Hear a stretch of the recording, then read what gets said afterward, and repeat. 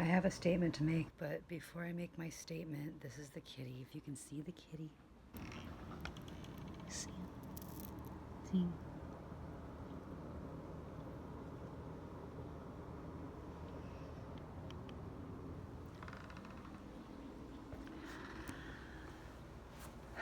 I was just like crying, okay? But I have to tell you, with all of the tears that I have been crying like the last year, and there have been so many, I have just been I don't know, like they say, like weeping, and that seems like kind of I gotta get my thesaurus. Like, what's another uh, synonym with weeping? Like excessive with the crying. But I have to tell you that I sit here and the tears that I cry for the very, I'm not gonna, I just have to tell you that, it's like happy thoughts and how proud I am of myself. And there's nothing wrong with that. I just have to, this is a statement that I'm making right now. I have been. I'm just letting you know. And, this isn't to make anybody feel guilty. That's not what it is. I just have to tell someone. Because it's okay to be proud of the accomplishments that you've made, or, the things that you see on the horizon, right? Because of circumstance, I have had to live by myself. I try to, um, live with friends of mine. A lot of them just, don't have another place to go. There's a lot of freedom in that and stuff, but I'm just making a statement. I'm just telling you a little bit about myself and how things are, and how good it feels to be able to cry about something that isn't grief. But I don't grieve like the way that other people do. Like I don't grieve about the sad things, but it's just it's given me time and perspective to think about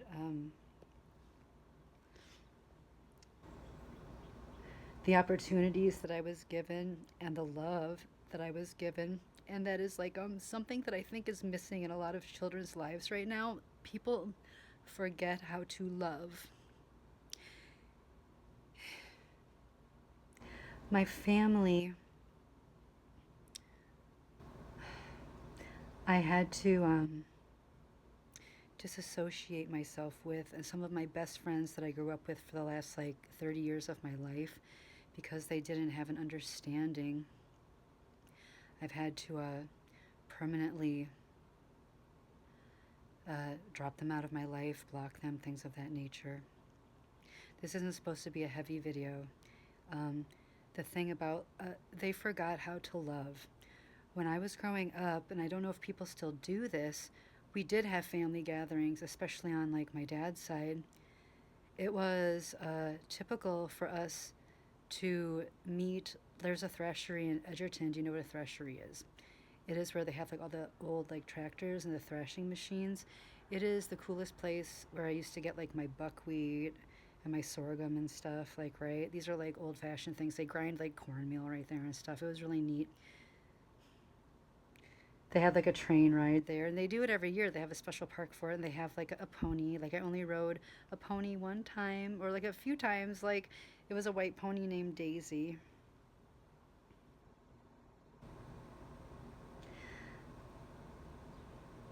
In my family, what we used to do is when my aunts and uncles would come over, I was so excited. It was a really big deal when your family came over. I have family in Sauk City. I had family in McFarland. These are two different sides of my family, but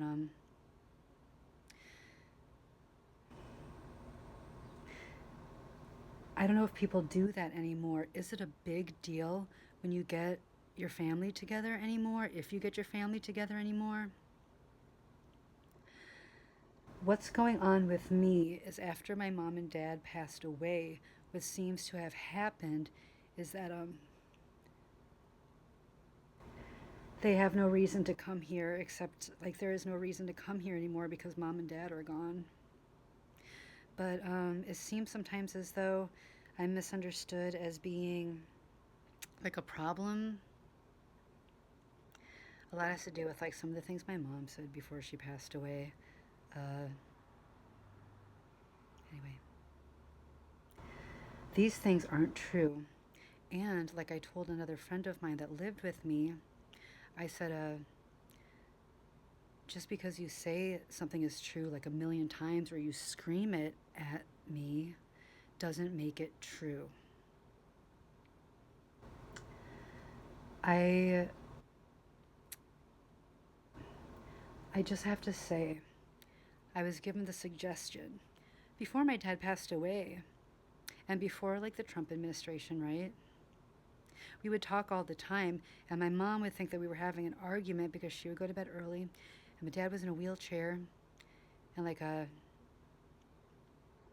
we would be very spirited because like he always listened to me.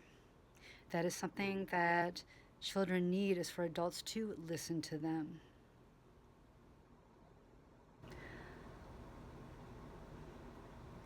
So my mom would think that we were arguing, and like obviously like we'd talk about like religion and stuff, and definitely God, and definitely like just about things that were going on, even like the cremation thing. I remember this conversation, like, well, this is kind of like a strange conversation.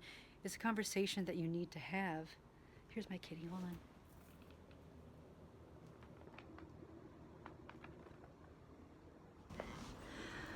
I remember like what we would do, like my mom would sit in the chair and my dad would sit like at the table, and I had my own armchair that I slept in, which was fine. But I remember like talking to my dad, like he said something to me. He's like, just out of nowhere, he's like, Lorley, like, what do you think about cremation? And I was like, oh, I told him like, oh, that's like the best idea. I said, because like regular burials like destroy the farmland, and like then like all the harsh chemicals like seep into the water, and I'm like it. I'm like I completely 100% believe in cremation. This is just like I love that, and I really miss that. Having intelligent conversations like with someone that listened to me, not like it's all about me. But then he said, well, like I love it that you think that way. There was a time where he said, like, I'm gonna pass away soon. I said, oh no, like don't say that. But he's like, no, it's true. Like he was like really like not eating anymore and stuff like that. And I understood what he was doing, but it was kind of hard to like watch. But he did say, he's like, okay, so you believe that way about cremation? He's like, I believe the same way. He's like, could you do me a favor? And I'm like, yeah. He's like, will you please go in? Because my mom was in her bedroom, like on her computer playing Angry Birds. She's like the Angry Birds champion of all Facebook or something. Like she was always on playing Angry Birds. And he said, can you do me a favor? And I'm like, yeah. And he's like, will you please go in and talk to your mom and tell her that I want to be cremated? And I'm like, well, why don't you tell her? And he's like, well, why don't you just go in and tell her? So I'm like, okay. So I get up and I'm like, mom. And she's like, what, La? She used to call me Lolly. She came up with it. She's like, La. She's like always like La. I'm like, okay, Dad wants to know if it's okay with you if he gets cremated instead of buried, because he was like painfully thin at that point. Like he knew what he was doing. And she's like, swear to God, she's like, Dean, is this true? Well, Laura Lee's saying, do you want to be cremated? And he's like, yeah. And this is just like normal for my family. I've never felt more peace than I felt with my family. My like intermediate, is it like your immediate, not intermediate? That's the yoga class I took at Whitewater, right? Immediate family, which was my mom, my dad, and me, and then of course including my grandma. It's like we were so close. Like we had Christmas like every single year. It was a really big deal. We had Christmas Eve every single year. But like that was the thing. And then I had to be like, Mom, there's a reason. I'm like, like I'm like, he's really thin and stuff, and it's like we don't need like some kind of a casket. And I said like, and also like it's more expensive, like way more expensive, and like also, it's just like it pollutes the earth and stuff. Like that's not what we believe in. It's so funny. But like when you do arrangements for your family, and like my Uncle Paul, I think, is having this problem. Uncle Paul is at the Pines. His son did not understand. Okay, let's just say good to the last drop. Like he left like the last drop, and that was it. None of my business.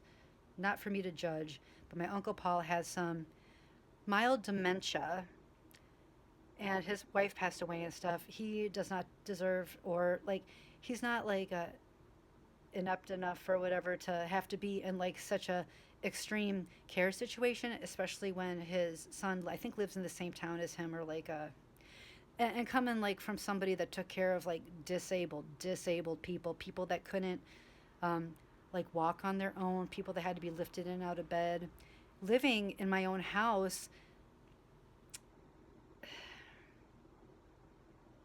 Anyway, so my mom's like, yeah, I mean, that's all right with me. Like, glad you told me before I went down and made the arrangements. Because, like,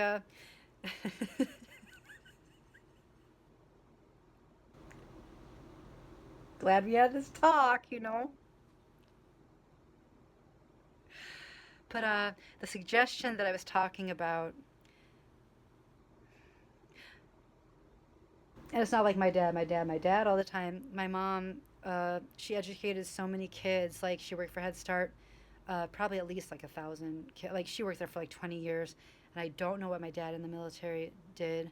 He had to have, like, at some point, like, with the ranking that he had, like, I didn't find out until after he passed away, like, how well he had like a military career. I'm like, he had to have instructed people, and I'm sure those people still, I know that the kids still remember my mom because they used to come up to her and be like, and they're like 20. And then like I'm certain that like people that my dad helped to instruct still think of him fondly, because I did run into a particular gentleman who said like, I know your dad, and I feel as though like it might have been like he knew him from that kind of a situation.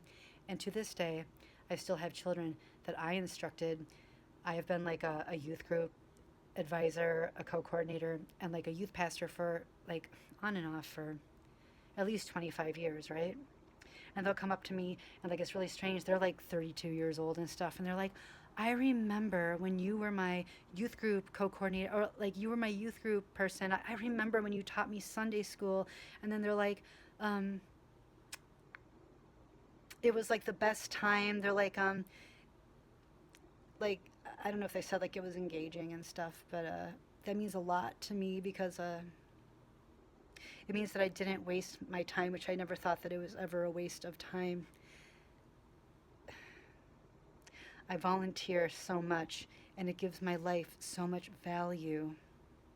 I'm having issues with trying to volunteer in my hometown, and people are shutting me down because I don't think that they understand like exactly what I'm trying to do. But it's not about like me. It's like there needs to be more things for the children. We have to listen to the children. We've got to get them looking up from their screens. We've got to nurture the children. I did say listen to the children, right? That's the most important thing. That is the difference. Uh, I see so many gaslighting parents just volunteering like a couple times, or like, yeah, like, uh, I know I've said this before in another video, but it's just like moms with their kids like behind them being like, uh, we're late because like you made us late. It's like like it's like your fault that this is this, and it's like it's your fault that I'm in this mood. And then they're like, yes, mom, yeah. And like trying to have them do like yoga like in a really fun setting.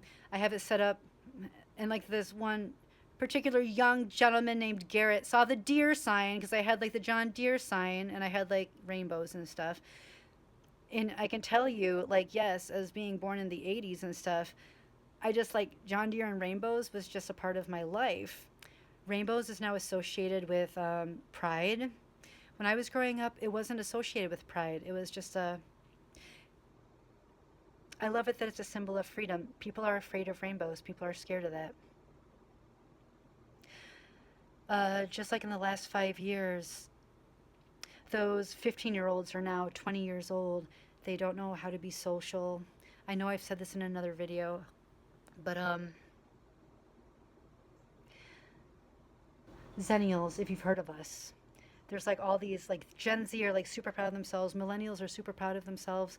Uh, the Zennials kind of like hang back in the background and observe because we were always trained to be the leaders of like this particular time. And it is an honor and a privilege to be able to do that. And I think we know that too. We were the ones that, like, yes, we definitely know that.